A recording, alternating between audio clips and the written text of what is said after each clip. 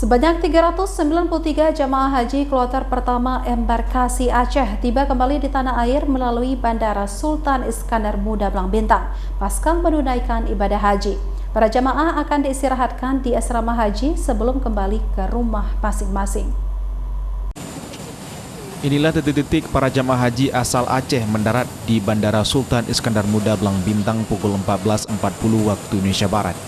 Jamaah kloter pertama yang tiba sebanyak 393 orang langsung dibawa ke asrama haji Banda Aceh untuk menjalani prosesi penyambutan sekaligus pelepasan kembali ke kabupaten kota masing-masing. Jamaah yang tiba merupakan seluruh jamaah yang berangkat pada kloter 1 yaitu Aceh Besar dan Kota Sabang. Sementara tempat duduk satu orang jamaah kloter 1 yang meninggal digantikan dengan jamaah kloter 5 saat kepulangan.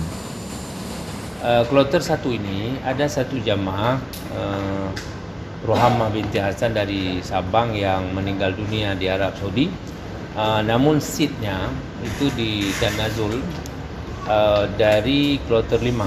Jadi selama di asrama haji, jemaah akan dilakukan sejumlah pemeriksaan kesehatan oleh para tim medis dan dianjurkan untuk menggunakan masker guna mencegah terjadinya penyebaran virus.